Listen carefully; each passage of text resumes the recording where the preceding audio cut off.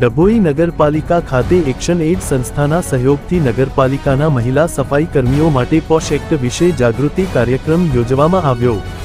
ડભોઈ નગરપાલિકા દ્વારા આજ રોજ નગરપાલિકા સભાખંડમાં એક્શન એડ સંસ્થાના સહયોગથી ડભોઈ નગરપાલિકાના મહિલા સફાઈ કર્મીઓ તેમજ નગરપાલિકાના મહિલા કર્મચારીઓ માટે પોશ એક્ટ વિશે જાગૃતિ કાર્યક્રમ યોજવામાં આવ્યો, જેમાં એક્શન એડ સંસ્થાના સ્ટેટ કોર્ડિનેટર દ્વારા પોશ એક્ટ વિશે વિસ્તૃત માહિતી આપવામાં આવી અને આ કાયદા હેઠળ કામકાજના સ્થળે જાતીય સતામણી રોકવા માટે કાયદા દ્વારા શું જોગવાઈ કરવામાં આવી છે તે વિશે વિસ્તૃત માહિતી આપવામાં આવી, જેમાં આ પ્રકારની ઘટનાઓ બને ત્યારે મહિલાઓ દ્વારા ક્યાં રજૂઆત કરી શકાય, કેવી રીતે રજૂઆત કરી શકાય અને ફરિયાદના અંતે કાયદાકીય જોગવાઈ શું છે વગેરે વિશે વિસ્તૃત માહિતી આપવામાં આવી।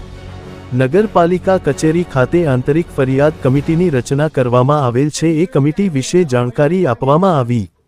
આ પ્રસંગે નગરપાલિકાના પ્રમુખ શ્રી બિરેનભાઈ શાહ, ચીફ ઓફિસર શ્રી જયકિશન તડવી, કારોબારી ચેરમેનો એસ મહેશભાઈ Parmar, project manager અર્ચનાબેન Parmar, sanitary inspector Shri મહેશભાઈ એચ વસાવા તથા અન્ય સ્ટાફ ખાસ હાજર રહ્યા હતા। બાઇટ જય કિશન તડવી, ડભોઈ નગરપાલિકા ચીફ ઓફિસર।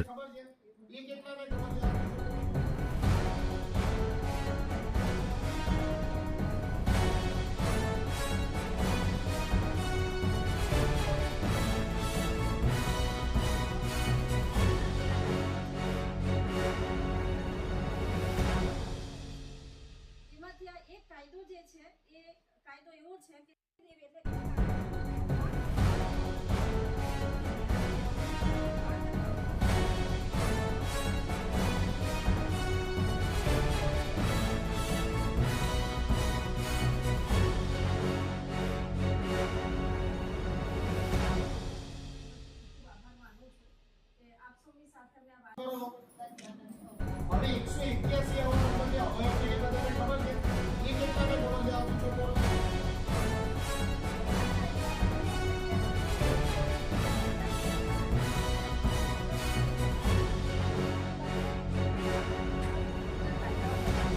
ઘણા બધા કાયદાઓ છે તેનો માટે ના, પણ આજે આપણે જેના માટે મળ્યા છે એની વધારે વાત આપણે કરીશું। એમાંથી આ એક કાયદો જે છે, કાયદો એવો છે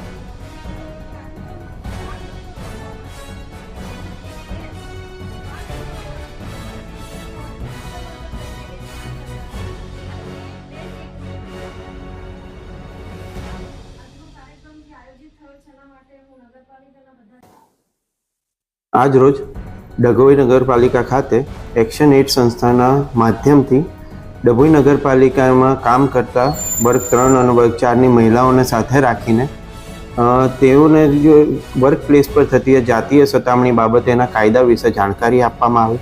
સાથે સાથે એમને પ્રોત્સાહિત કરવામાં આવ્યા કે આવી કોઈ પણ વસ્તુને કોઈ પણ સ્તરે સહન ના કરી અને સંસ્થાને એની જાણ કરે, જેથી કરીને આવી કોઈ પણ પરિસ્થિતિ ઊભી થાય તેને નિવારી શકાય ને એમને એક સુરક્ષિત અને સદભાવભર્યું વર્ક પ્લેસ મળી રહે તે મુજબનું આયોજન થઈ શકે। સાથે સાથે સંસ્થાના કર્મચારીઓ મહેશભાઈ એચ વસાવા, મહેશભાઈ પરમાર, પ્રમુખશ્રી, કારોબારીશ્રી અમારી સાથે ઉપસ્થિત રહ્યા હતા, જેમણે પણ આવી કોઈ પણ બાબતે સહકાર આપવા માટે પોતાની તત્પરતા દર્શાવી હતી।